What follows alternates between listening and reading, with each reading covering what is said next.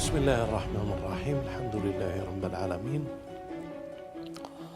والصلاة والسلام على أشرف الخلق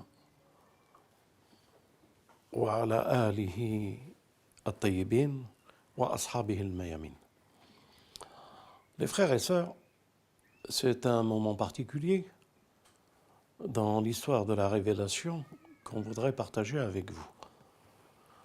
C'est l'histoire de Ilm Akhir Zaman, l'histoire qui nous préoccupe et que nous croyons que cette histoire, nous sommes en train de la vivre et qu'elle est décrite et qu'elle a été toujours une interrogation dans l'histoire. C'est le monde de Gog et Magog, le monde des sciences eschatologiques. Et tous, sans aucune exception, durant l'histoire, et ce qui a fait les événements dans cette histoire, se sont interrogés sur Gog et Magog, et le Coran nous dit « Ils t'interrogeront sur Dhul Qarnayn ».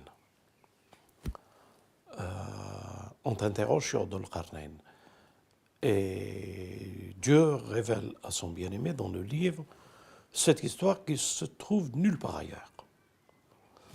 Donc, le sceau de la prophétie démontre les temps eschatologiques avec la venue de quelqu'un qui maîtrise les causes et les causalités des événements et que Dieu lui donne le pouvoir et l'affermit d'un pouvoir sur cette terre pour rétablir un ordre et une justice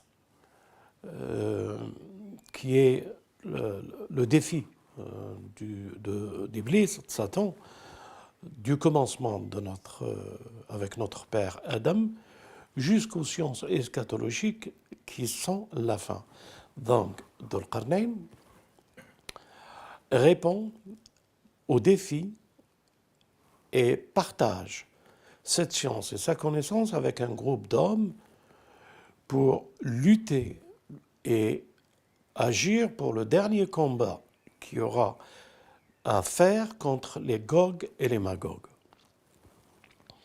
Donc, Dhul Qarnayn, son nom, vous savez que tout nom désigne l'action qui fait le nom de la personnalité qu'elle porte. Donc, tous les prophètes ont un nom, tous les anges ont un nom, tous les cieux ont un nom, et toute la création, elle a un nom. Et c'est par ce nom se définit la fonction et l'attribut de l'action. Donc, Dhul Qarnayn a un nom qui montre la personnalité de l'action de ce nom. Donc, Dhul Qarnayn est la personne par laquelle elle possède les raisons et les causes et les causalités de toutes choses.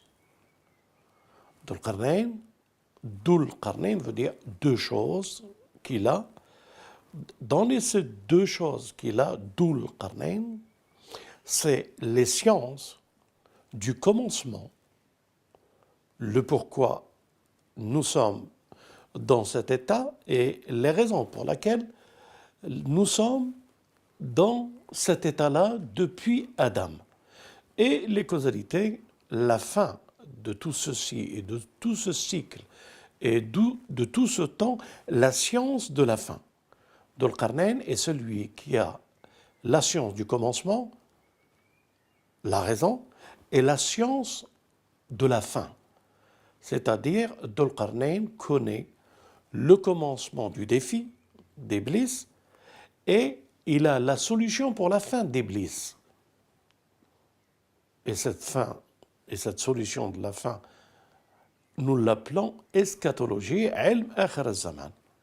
Comment le dernier combat que va amener Dhul Qarnayn, le Messie et le Mahdi, pour libérer et stopper le temps de cette épreuve, le temps de ce défi qu'Iblis a lancé et qu'il doit arriver à son terme. Donc, Dhul Qarnayn est celui qui connaît l'histoire la science du commencement, du début, et la science de la fin de ce commencement. Il est la personne qui a la science du début et la science de la fin. Et il est sur cette terre pour retrouver un groupe qu'il connaît et qu'il veut aller vers eux pour leur enseigner à travers la parole la science du commencement et la science de la fin, et qu'ils l'assisteront, qu'ils s'assisteront, qu'ils le feront le nous entre eux pour gérer le dernier combat qu'ils auront avec Gog et Magog.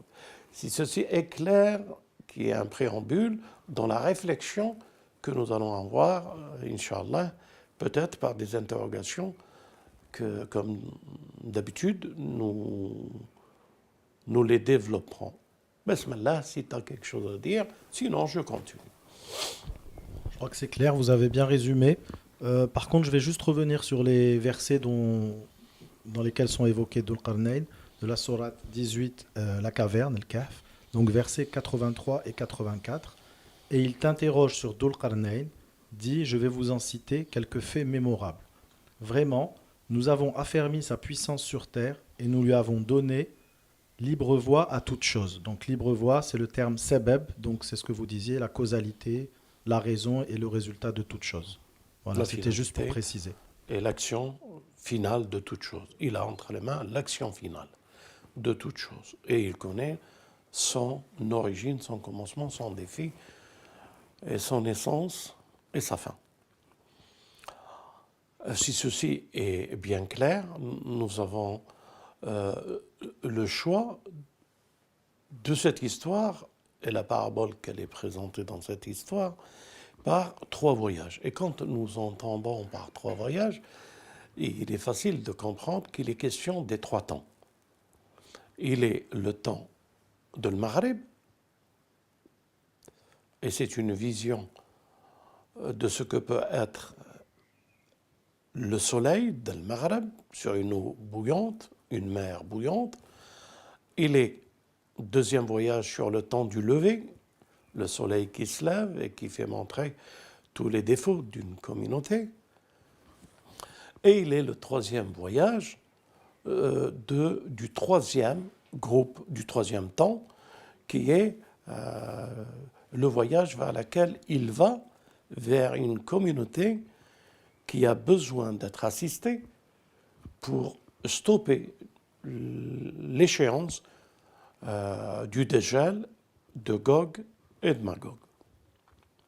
Ceci bien compris, c'est l'interpellation par laquelle Dhul Qarnayn va vers cette communauté. Il y a un prologue dans ce verset, dans ce signe de Dieu, où il dit il va vers une communauté qui ne maîtrise pas, qui n'a pas la possibilité de maîtriser la parole.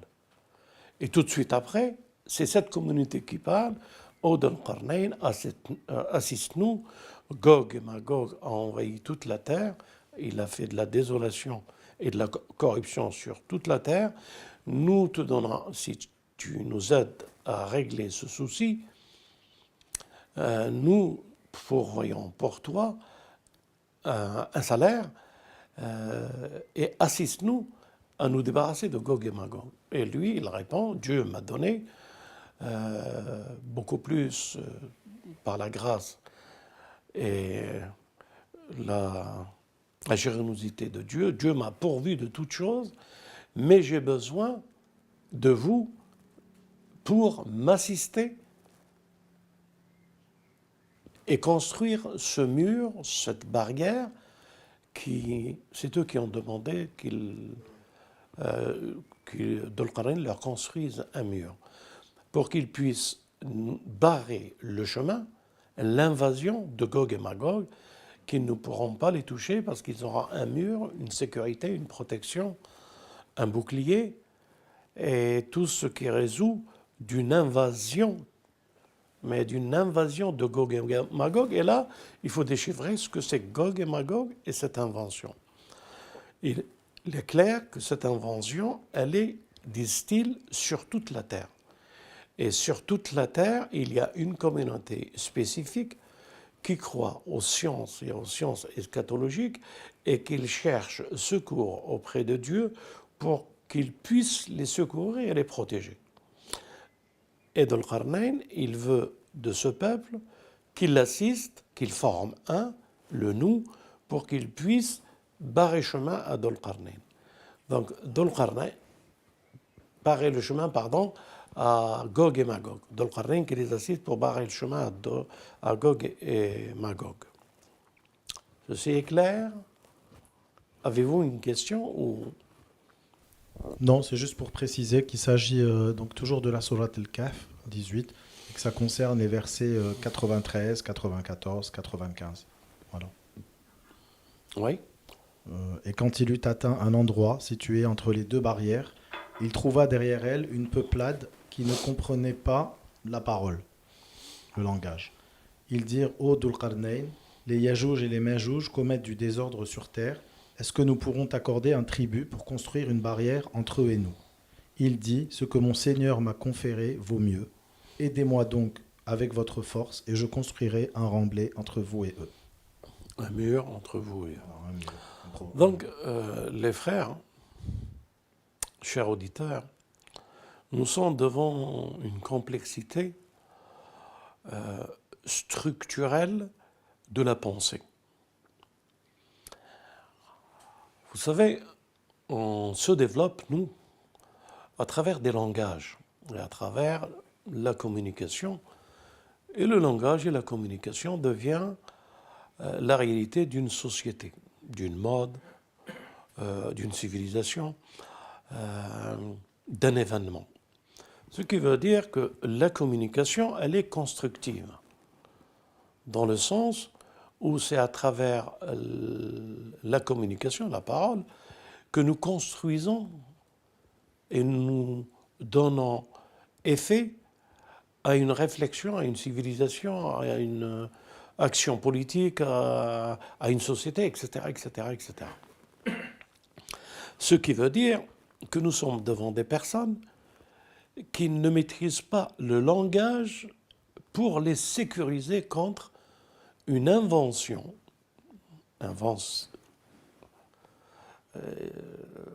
une chevalerie du mal, comment on dit, invention. Une invasion. J'ai du mal à prononcer. Donc une invasion de Gog et de Magog, et ils ont besoin d'une sécurité. Mais qu'est-ce qu'elle a? La parole, qui n'ont pas la possibilité de maîtriser la parole, et qu'ils demandent à Gog et Magog de leur construire ce mur. Ça veut dire que pour ceux qui sont doués de sens et d'intelligence, qu'ils comprennent que nous sommes dans des situations construites par des influences du langage dialectique et par des influences de civilisation qui construit un monde sur un modèle de réflexion prononcé, écrit, légiféré, législation, etc., etc., etc. C'est vrai que quand on observe le Coran, et le Coran nous invite dans toutes les sciences qui fait partager pour développer cette révélation en nous, il y a d'entrée, pour nous, les musulmans, et d'ailleurs pour tout le christianisme et le judaïsme, tout le monothéisme, d'entrée, il y a le dialogue et la parole de Dieu. D'entrée. Par exemple, selon la tradition, selon le verset du Coran, Iqra, bismi rabbika alladhi khalaq. Iqra, qui veut dire récite au nom de ton Dieu créateur. Donc, récite, dit la parole du Dieu, de la miséricorde et de la création. Qu'est-ce qu'il y a dans Iqra pour commencer un événement d'une société, d'une révélation qui se construit autour d'une révélation, d'un livre, des paroles. Quant au Messie, à sa création déjà, Dieu qu'il a fait de lui la parole. Donc, la chose la plus élevée pour comprendre ce qui est révélé, c'est à travers un langage et une parole. Donc Dieu a donné au Messie l'esprit de la parole ça veut dire c'est celui qui vivifie la parole. Il est le résurrecteur de la parole. Il est celui, devant lui, un mort, il peut le ressusciter par la grâce de Dieu. Il est celui qui guérit le lépreux par la parole. Il est celui qui guérit celui qui ne peut pas marcher, qui le fait par la parole. Il est la parole. Et là, nous comprenons que tout le Coran nous propose le système prophétique de la révélation de la parole. Moïse, il est celui qui a été chercher la parole et qu'il est parti avec la parole, qui s'est matérialisée par les 9 signes à travers un bâton qui donne la vision de la parole. Donc Moïse est porteur de la parole auprès de Pharaon. Et Dieu lui dit, Moïse, lorsque tu te présenteras devant Pharaon, il lui dit, parle-lui avec éloquence et sagesse. Communique-lui avec sagesse. Ça veut dire que nous sommes devant un processus et un défi qui a été établi par Iblis à travers sa parole à lui, et que Dieu apprend à Adam al-Kalimat pour qu'il revienne vers lui. Ça veut dire que tout l'univers est construit par une révélation de la parole. Toute la science, celui qui fait venir le trône de Belkis avec Salomon, il dit qu'il a la science du livre. Le livre, c'est quoi? Le livre, c'est la parole. Donc, il a la science de la parole, et c'est à travers la parole qu'il peut faire, avant que tes yeux ne clignent, apparaître devant toi. Donc, toute la question du savoir et de la science se nourrit à travers la parole. Anbi'hum bi asma ha'ula. Il lui a appris la parole des noms. Et Adam a appris aux anges leur interrogation, c'est quoi l'homme, pourquoi l'homme? Et voilà que Dieu donne à l'homme, son khalifa, al-Ummi, la science des anges, pour apprendre les noms des anges, ça veut dire les noms des fonctions. Donc, les frères et sœurs, nous sommes devant le mystère de Gog et Magog, et nous sommes devant le mystère de Dhul Qarnayn, l'homme qui connaît le pourquoi du commencement et le pourquoi de la fin, et qu'il maîtrise l'asbab, les causes et causalités de toutes choses, et qu'il va voir un peuple qui ne maîtrise pas la parole. Donc toute l'histoire est là pour définir que le dernier combat, c'est le combat de la parole. Et le commencement est le commencement du combat, du plan d'Iblis, avec une échéance, une flèche du temps qu'il a demandé pour qu'il puisse mettre sa parole en évidence devant l'homme, et l'homme qui verra sa parole en évidence le suivra. Et c'est le défi que nous avons. Donc, Iblis, à la fin des temps, prendra le règne de la parole, de la fausse parole et de la fausse communication. Il prendra la 5G, les smartphones, il prendra l'œil du Dajjal à travers les téléphones et il communiquera, il saura quoi, qui et sur quoi. Il cherche à ressembler à Dhul Qarnayn par les renseignements qu'il aura, et il aura la puissance de pouvoir gérer notre humanité à travers une communication. Donc le combat de ceux qui sont appelés à prendre le message, il leur faut qu'ils trouvent, avec l'aide de Dieu et de celui qui doit venir les assister, Dhul Qarnayn, ils doivent leur apprendre à construire le mur contre l'anti-parole. Il leur apprend la parole pour que la parole des compagnons de Dhul Qarnayn sera une barrière contre la parole d'Iblis. Le premier combat, c'est la parole d'Iblis et qu'il a chuchoté à notre Père. Et le dernier combat, c'est que cette parole ne traverse plus un mur, un bouclier. Alors si on peut dire les ondes magnétiques de la communication d'Iblis, qui seront diffusées à outrance par des satellites et que toucheront toute l'humanité. Les télévisions ne parleront que d'une même voix, les informations que d'une même voix, l'orientation que d'une même voix.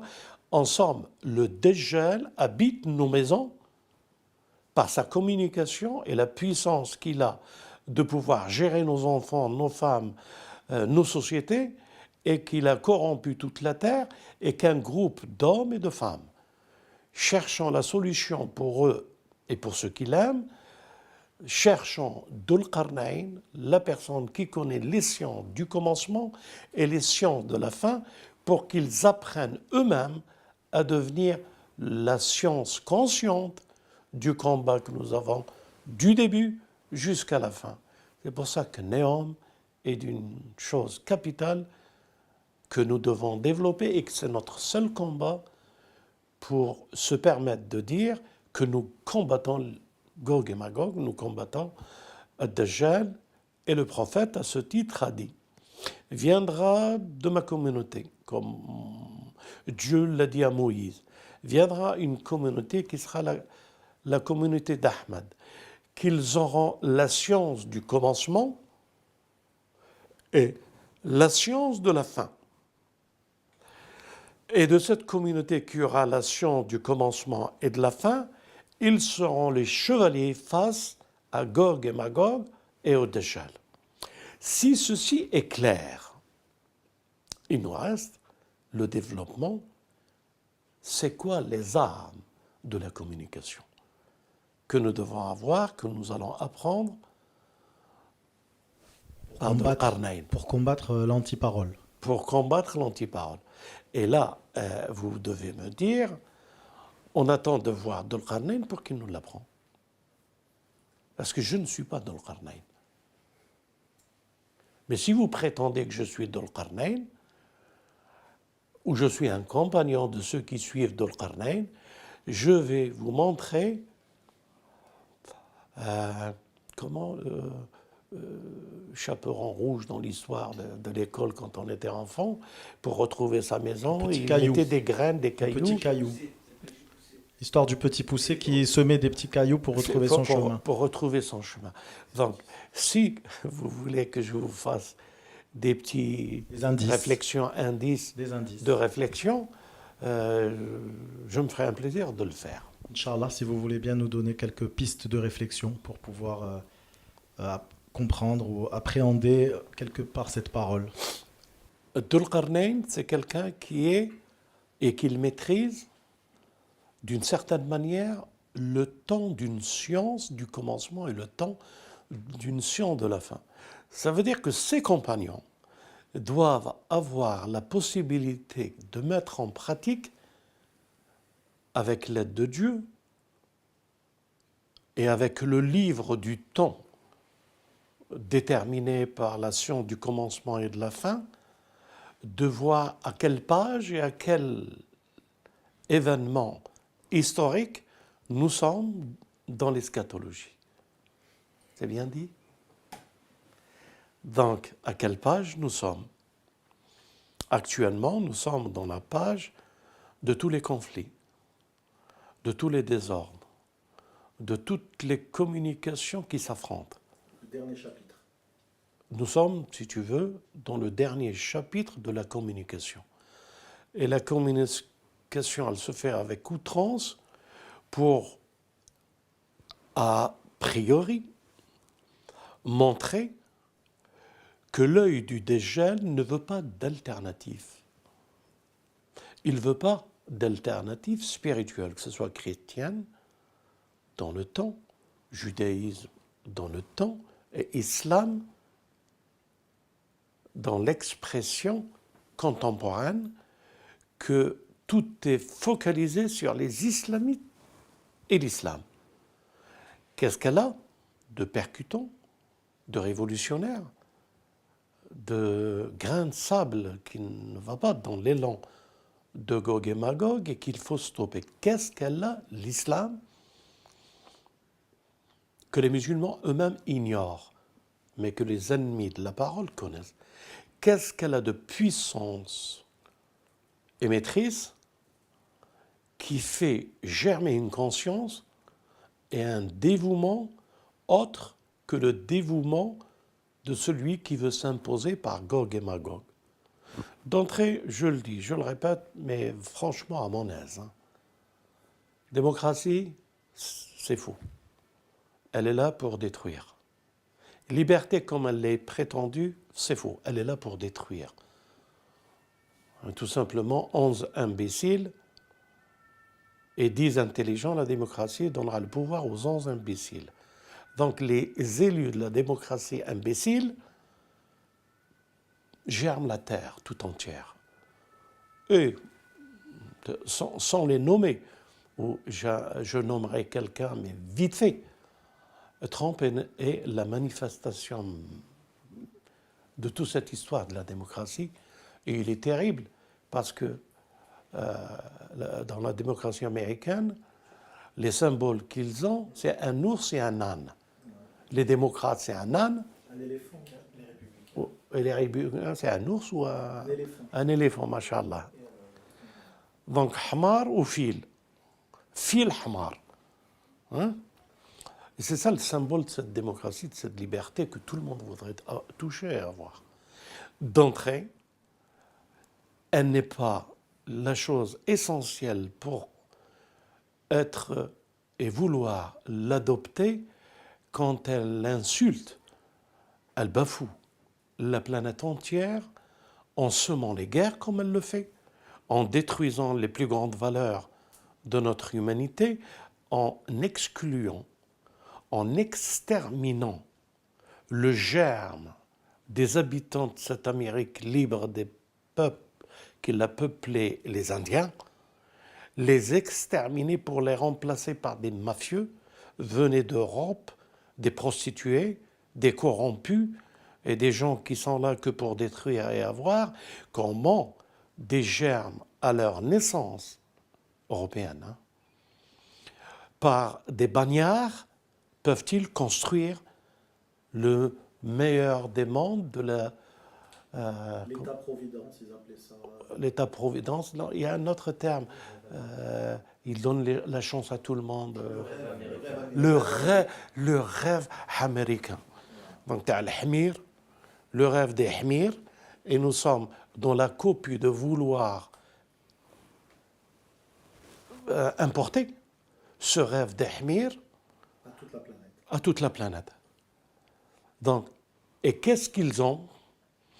Ils inventent une monnaie, ils produisent autant qu'ils veulent, et ils foutent les économies et ils mettent à terre les économies. Donc, Dhul Qarnayn est la puissance de l'argent et de la communication qu'il ne faut pas oublier. Donc, de cette puissance de l'argent et de la communication, la terre tout entière est corrompue. Et quand je dis la terre tout entière, je ne sais pas si les souterrains ne sont pas aussi pollués que la surface de cette terre. Donc nous sommes devant un cas exceptionnel de Dhul Qarnayn et sa mainmise sur le monde. Et comment? Gog et Magog, vous voulez dire. Ouais, Gog et Magog, excusez-moi. Et que nous sommes dans l'appel et le souhait de voir la main providente de Dhul Qarnayn pour nous assister à faire une barrière à la communication, de faire une barrière à la 5G, pour que ça se comprenne, de faire une barrière à ce monde de néant et de l'intelligence artificielle. C'est ça la science. C'est ça la science d'aujourd'hui. Nos mosquées, nos églises, ils sont toujours dans les histoires, le bokraj dans les toilettes, où c'est que je le mets à droite ou à gauche. Ils sont toujours dans des réflexions dépassées. Simplistes, basiques. Pardon? Des réflexions simplistes et basiques. Et pire que, ils sont en train de fabriquer par la révélation, l'idiot de la révélation, par la communication de ce qu'ils propagent, l'idiot de la communication. Comme la société libérale aujourd'hui, elle est en train de foutre l'économie, l'idiot de l'économie, elle est en train de foutre l'idiot de la société, elle est en train de mettre en évidence à bas et à l'extérieur toutes les valeurs qui peuvent être construites à travers un mot, à travers de ce que nous avons besoin, ce que les hommes tout entiers ont besoin, etc., etc., etc. Moralité, le dernier combat. et les moyens d'y parvenir à stopper tout ceci. Il y a quelques années, un homme est venu, et par sa sagesse, il a dit une parole toute simple. En arrivant à Téhéran, tout de suite, il a enlevé l'ambassade sioniste de l'État d'Israël et il l'a remplacée par la Palestine. Que toute nation doit faire s'ils étaient libres. Mais aucune nation n'est libre.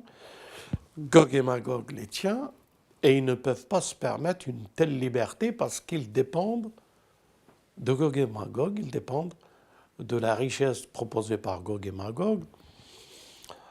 Et sinon, c'est le boycott. Sinon, ils sont boycottés, marginalisés, exclus.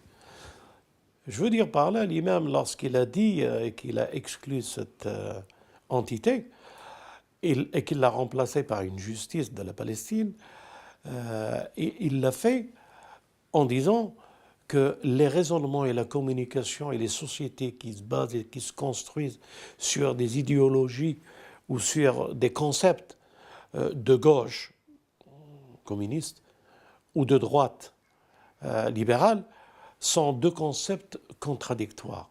Mais ils sont à l'heure de Gog et Magog. Il n'a pas dit que les Russes, c'est Gog ou Magog. Il n'a pas dit que l'Occident, c'est Gog ou Magog.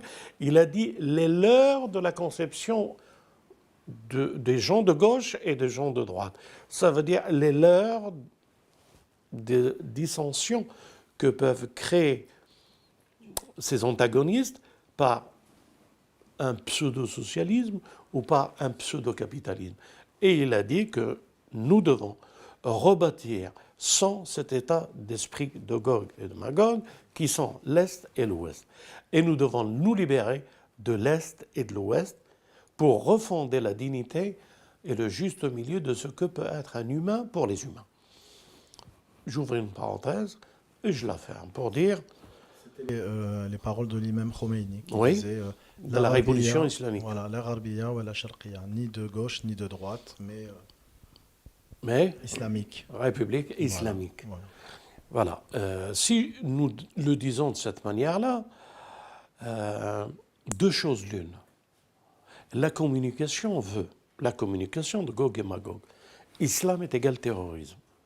Islam est égal à ce que faire germer dans les sociétés l'islamophobie. Faire tout en sorte pour ne pas écouter un musulman.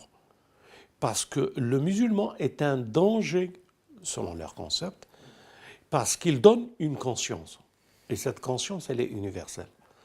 Donc la solution, l'alternative, qui a fait ses preuves, ils ne veulent plus l'expérimenter parce qu'on est dans la fin des temps.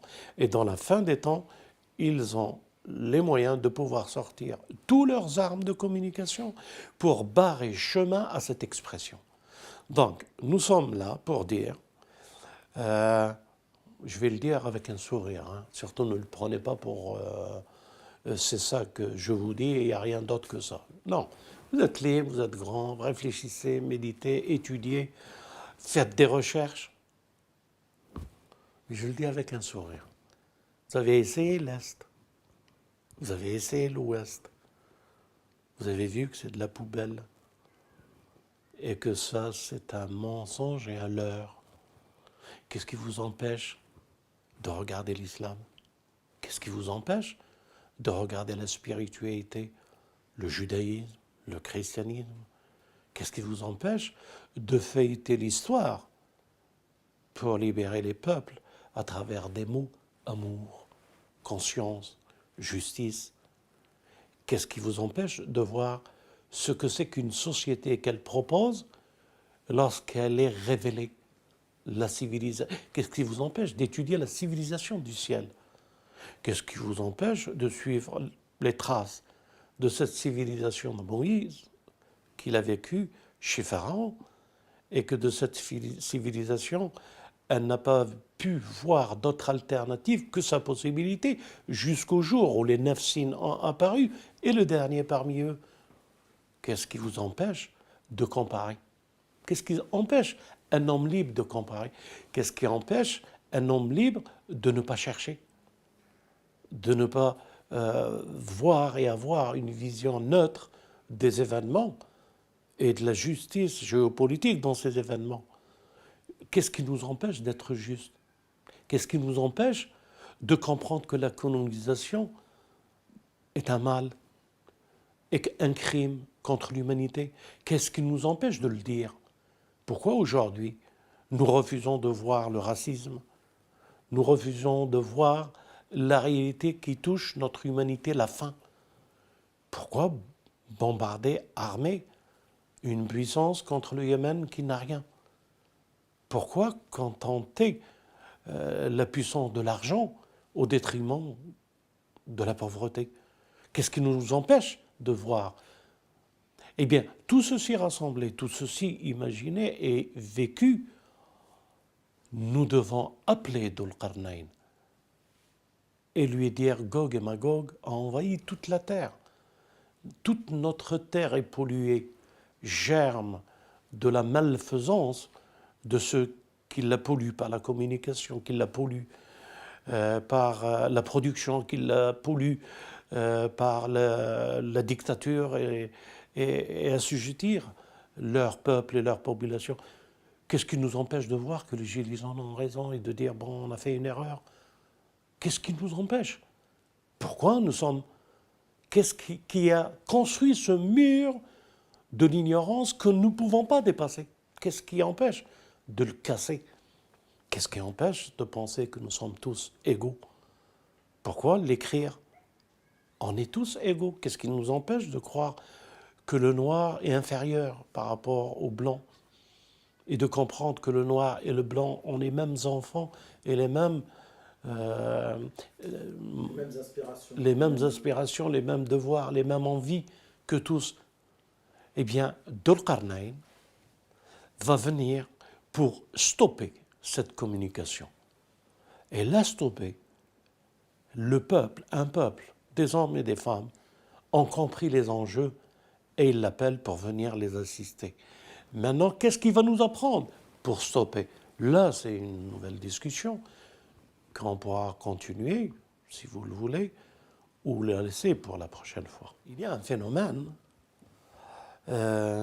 qui passe inaperçu, mais que nous avons dans les sciences religieuses. Ce sont les paroles du prophète. Les paroles du prophète qui parlent des temps eschatologiques. Qu'est-ce qu'il nous dit? Viendront, dans un temps, des hommes qui auront la maîtrise du commencement et de la fin, et de la science du commencement et de la fin. Et qu'est-ce qu'il dit? Il dit qu'ils combattront Gog et Magog et le Dajjal, qu'ils le stopperont. Ce sont ses paroles.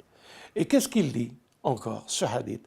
Il dit qu'il y aura, pas très loin, d'une ville qui s'appelle Damas, Dimashq, un endroit qui est situé, et qu'il y aura des hommes et des femmes avec le maître du temps, avec un de ses enfants, le dernier, accompagné du Messie.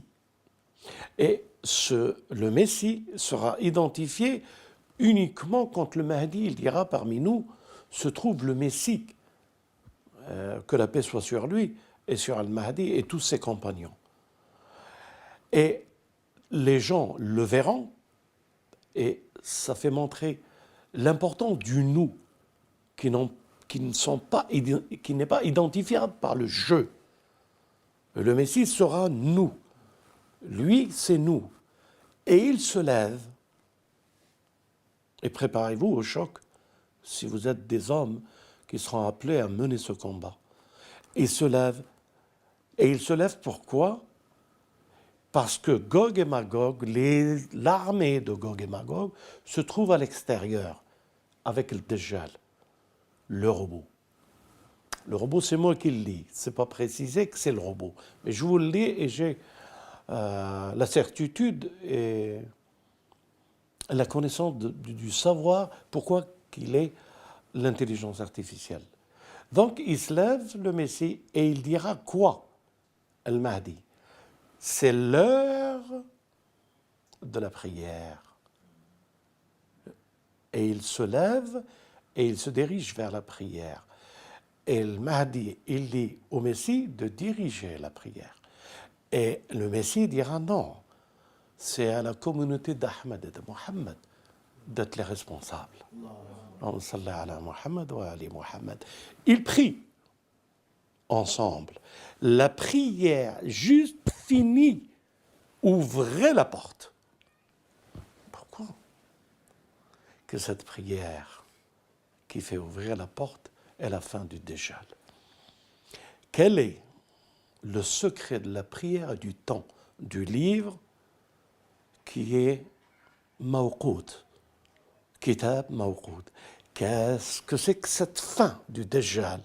La dernière page de la prière, avant qu'ils abolissent et que ce Dajjal fondra comme a fondu le veau d'or. Donc, le combat et les armes de la parole, c'est la prière. Le temps de la prière est le secret des maîtres du temps. C'est le temps, le livre de la prière du temps, qui fera de nous les compagnons du maître du temps et de la compréhension de la parole du maître du temps, la prière, la porte ouverte et le Messie, qu'il sortira la parole de la prière et le veau d'or, le Dajjal, le robot, l'intelligence artificielle fondra avec son armée et nous tournerons la page de Gog et de Magog. Walhamdulillahi Rabbil Alamin. Wa salatu wa salam ala Muhammad wa ali Muhammad.